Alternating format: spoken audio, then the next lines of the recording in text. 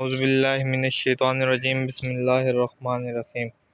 वेखण ते सुनन वाले साडे चैनल का नाम है वकास हट इन्फो। साडी अज दी जिहड़ी वीडियो है उहदा मौजू है हल्दी दे उत्ते। हल्दी एक ऐसा शानदार चीज़ है, जानवरां कान कुदरत की तरफों एक तोहफा है, इंसानां कान भी ते जानवरां कान। अगर मैं इन्हूं जड़ी बूटियां दी माँ आखां तां गलत नहीं है, जड़ी बूटियां दी माँ है बिल्कुल है। अच्छा, हल्दी दे के फायदे हैं, किवें किवें देनी चाहिए ते के तरीकाकार है, ते इहदे देवन दे नाल केड़ा केड़ा जानवर नूं फायदा हुंदा। अज ये सारियां गल्लां तुहानूं इस वीडियो च दस्सां। इंशाअल्लाह तुसीं वीडियो पूरी सुनसो, तुहानूं बिल्कुल अच्छा फायदा होसी। अच्छा, सब तो पहले तुसीं हल्दी दे एक कुदरती एंटीबायोटिक है। इतने इंजैक्शन लाने, जितने महंगे महंगे इंजैक्शन सारे हैं नहीं एंटीबायोटिक जेह्ड़े तुसीं लैंदे हो। ते एक हल्दी ऐसी चीज़ है जी कुदरती अल्लाह की तरफों जो ना एंटीबायोटिक का कम करेंदी है। अच्छा, एंटीबायोटिक केड़ा केड़ा मसला हल कर सकदी। सब तो पहले मैं तुहानूं बैरूनी जेह्ड़े हैं ना इलाज वो दस्सां ना, उस तो बाद मैं तुहानूं अंदरूनी दस्सां। बैरूनी क्या है? अच्छा, ये जानवर नूं कोई जख्म हो गया, मिसाल के तौर पर कोई ऐसा जख्म होया वो कीड़े पै गए, या कोई इतना जालिम जख्म होगा भी कीड़े पै गए, उहदे उत्ते हल्दी का क्या असर होसी। तुसी जनाब वेखना, अगर कोई बकरी है, बकरा है या बच्चा है, उन्होंने कोई जख्म होया, बाज़ औकात सिंह विच वड़ वैंदे तो सिर दे विच उस जगह जख्म हो वैंदा, या पैरों ते जख्म हो वैंदे तो कीड़े पै वैंदे। उस टाइम तुसीं सब तो पहले क्या करना, अगर बकरी है, अगर वो प्रैगनेंट नहीं है तो उन्होंने तुसीं आयोटेक का इंजैक्शन ला देना। इंजैक्शन ला के ते जिहड़ी वो जगह है ना जिथे कीड़े पैन, उत्ते एक चम्मच हल्दी दी ले लैनी, उहदे विच एक चम्मच सरसों दा तेल पा लेना, ਉਹ ਤੁਸੀਂ एक मलम जी बना लैनी ते ਉਹ उस जगह ਦੇ ਉੱਤੇ लगा देने। तुसीं 3 दिन लगानी है। इंशाअल्लाह अगर अल्लाह ਨੂੰ मंजूर होया ਉਹਦੇ ਕੀੜੇ ही बिल्कुल ख़त्म हो वैसे, जख्म बिल्कुल खुश्क हो वैसी, ते इंजे 4-5 दिन ਦੇ ਵਿੱਚ ਉੱਤੇ खरेडा बन वैसी।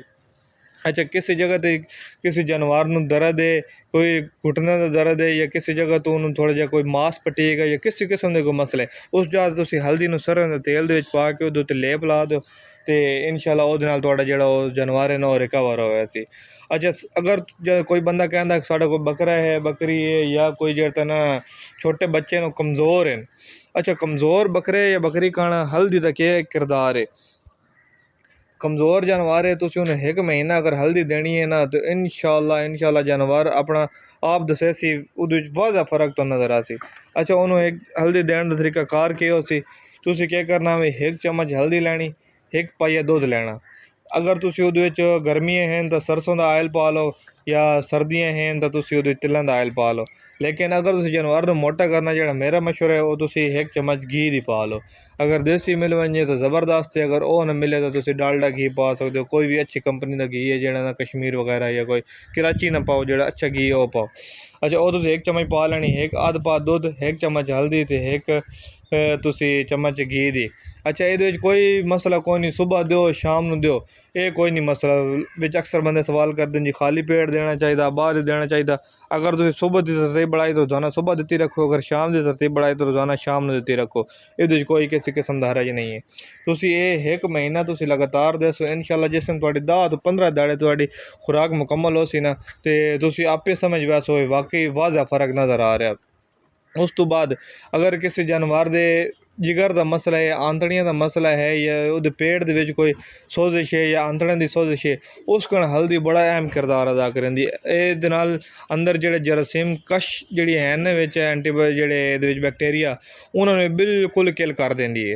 इहदे इतने एक ज़बरदस्त फवायद हैं। मैं तुहानूं समझां भी हल्दी जि'यां जानवर कण रीढ़ दी हड्डी है, इतने के बेनीफिट, इतने फवायद हैं। अगर तुसीं इस देसी चीज़ नाल लैके चलसो तो इंशाअल्लाह तुहाडा जानवर टीके तो बचे रहा सी, इंजैक्शन सब तो बचे रहा सी। ये हल्दी का जोड़ा तुसीं सब तो बड़ा अहम किरदार है तुसीं अदा करना। उस तो बाद अगर तुहाडी बकरी प्रैगनेंट है, आखिरी महीना जिस टाइम है, तुसीं आखिरी महीने उन्हें 1 चम्मच हल्दी दी दिओ, ते अद्ध पा दुध पाइया दुध हो वंजे, ते उहदे विच 1 चम्मच काली मरच दी, ते थोड़ा जिहा जेह्ड़े ना काली जीरी बिल्कुल अद्धी चम्मच हो वंजे।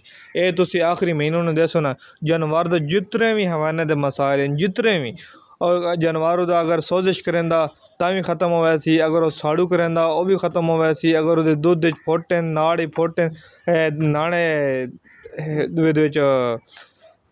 केस दिंदा इन्हूं थाने फुट हैं या कोई नाड़ है बिल्कुल हर किस्म का कनेक्शन खत्म होया सी। ये मैं बिल्कुल आजमा के चेक किया है।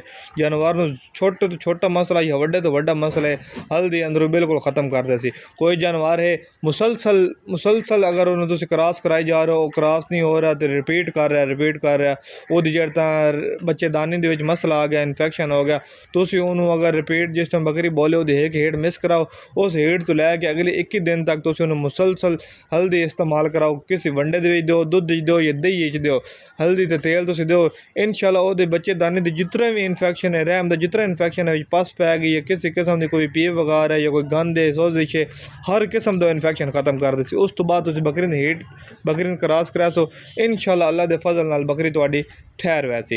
ये एक आजमाया हुआ तरीका है। मेरे एक दोस्त है उन्होंने बकरी तकरीबन 5 दफ़ा उन्हें क्रॉस कराई 5 दफ़ा ही रिपीट हुई है तो वो बकरी बहुत अच्छी आई लेकिन जेड़ा उन्होंने हुण बिल्कुल जहन बन गया गोश्त के बाद सेल करन ते जेड़े चक के सारा पता लग गए बकरी रिपीटर है कोई नहीं ठीक उस तक बस दे ही देनी मंडी दी गोश्त के बाद। मैं कहा यार तू एक ही बार यार एक तरीका आजमाल है उस हल्दी वाला काम किया। मैं उन्होंने आगे एक तू सिर्फ इन 20 दैड़ी 21 दैड़े हल्दी दे दुध च पा के या दही च पा के नाल थोड़ा जिहा सरों दा तेल दे गर्मियां उसे दिता लगातार वो दिता इंशाल्लाह उस बकरी क्रॉस हेठ चाहिए उस क्रॉस कराई अल्हम्दुलिल्लाह वो बकरी रह गई है।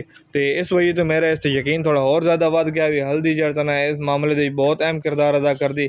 और सब तो आखिर तो जी मैं तुहानू मेन गल दसनी है ना हल्दी के बारे वही हल्दी तो एक नंबर होनी चाहिए। अगर हुण सब काफ़ी दोस्त तक जनाब बस हल्दी दी है तो सन 19-20 का ही फ़र्क नहीं पिया लेकिन वो ज़रूर हल्दी के कोई फ़र्क होना। बाजार के अक्सर जगह पर हल्दी 2 नंबर पर गलत मिल रही है। अगर तुहानू किसी एतमाद वाली दुकान है कोई अच्छी दुकान है तो तुसी उतो हल्दी अगर तुहानू असल मिल वजे तो ज़बरदस्त अगर नहीं मिलती तुसी मंडी दे विच जाओ उतो तुसी खुश्क हल्दी लैके आओ। खुश्क हल्दी बड़ी सस्ती जी मिल वैंदी तुसी वो ले आओ उन्होंने सुका के उन्होंने ग्रैंड करा के अपने घर की देसी हल्दी बड़ा अपने घर ही इस्तेमाल करो हुआ सालन तो तुसी जेड़ा अपने जानवर कनी हुआ इस्तेमाल करो। ये थोड़ा मुश्किल होंदा थोड़ा मतलब आगाज़ है करने वाला लेकिन इंसान थोड़ी जी मुश्किल करना तो वो फायदे भी इतने ज़्यादा होंगे लिहाजा तुसी थोड़ी जी मुश्किल पै वजो फायदा हो। अगर तुहानू कोई दुकानदार अच्छा है जितों तुहानू 100% तसल्ली है तो उत्थों तुहानू हल्दी मिल सकती। मैं अपने कण जितों हल्दी लैके आना मैंने 100% तसल्ली है उत्थों हल्दी बिल्कुल एक नंबर मिलती बाकायदा मैं वो चेक कराइए तो इस वजह तो मैं उत्थे फुल मुतमईन तो मैंने हल्दी बड़े मुनासिब रेट ही मिलती है तो मैं अपने जानवर को हल्दी बाकायदगी नाल इस्तेमाल कराना। तो इंशाल्लाह कोई और किसी किस्म का तुहाडे ज़हन कोई सवाल हो तो पूछ सकते हो। वीडियो किसी गल समझ ना आई हो तां मैं हाजिर हाँ तो मिलते हैं तुहानू अगली वीडियो। अल्लाह हाफिज़।